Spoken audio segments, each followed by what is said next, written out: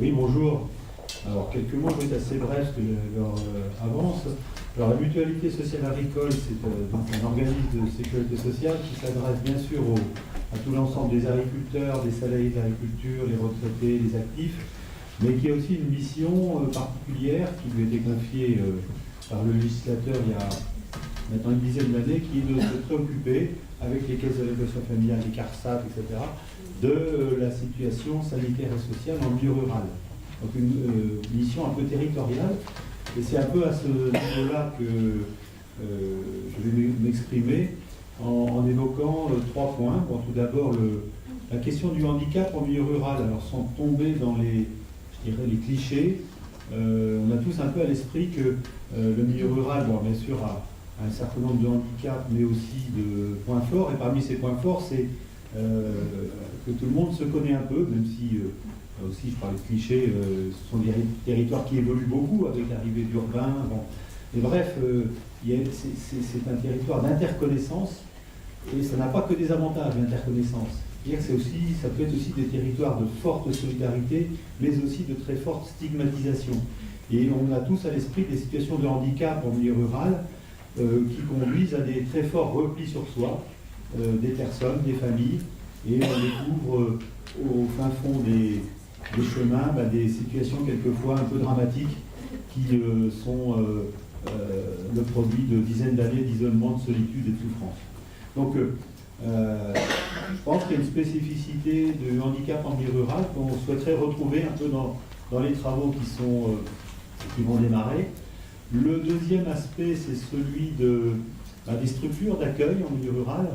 Et là, aujourd'hui, des structures de loisirs. On sait que ce sont des structures en milieu rural qui sont de plus petite taille, qui sont plus fragiles que souvent en milieu urbain, qui sont davantage structurées avec des collectivités, je dirais, assez fortes et puissantes derrière. Là, en milieu rural, on a ce problème de la mosaïque des collectivités, même si avec les nouvelles collectivités, nouvelles communautés de communes, on espère une structuration avec une prise de compétences sur ces sujets. Pour autant, voilà, il y a un maillage territorial qui n'est pas optimal.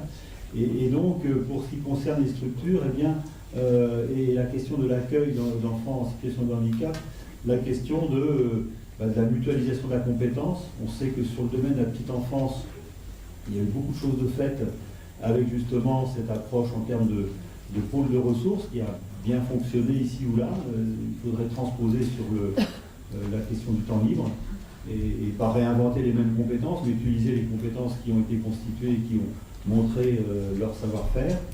Et puis je dirais, le décloisonnement et la mutualisation des compétences, c'est aussi forcément avec l'éducation nationale. Même si chacun a ses missions, il ne s'agit pas de mélanger tout le monde, mais pour autant bien valoriser les compétences pour parvenir à un partage de ces savoirs. Et puis, je dirais également, salut madame, bonjour.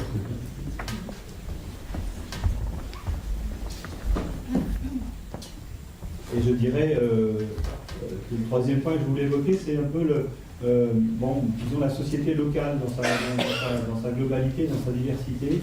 Je disais tout à l'heure, un des atouts du rural, c'est l'interconnaissance et la proximité. Ça peut avoir des effets négatifs, des effets pervers, mais ça a aussi des effets leviers très importants. Et accueillir correctement un enfant en situation de handicap dans une structure de loisirs en milieu rural, c'est aussi accueillir ses parents. C'est une manière aussi de leur permettre de participer de la vie sociale, de la vie collective, de faire partie vraiment du vivre ensemble local. Et c'est la raison pour laquelle, c'est une raison supplémentaire pour que ces parents vivent dans la société locale avec tous et avec toutes. C'est une raison aussi pour laquelle nous sommes heureux de pouvoir soutenir cette mission qui a, je crois, l'originalité d'être organisée en mission, avec l'idée de frapper assez fort dans tous les domaines et en 15 mois, arriver à balayer tous les sujets et avec une approche très empirique, c'est-à-dire l'approche de l'expérience qui est évidemment l'approche la plus prometteuse pour parvenir à dégager les bons leviers d'une politique publique. Voilà, bon courage à vous et on va vous accompagner pendant ces 15 ans.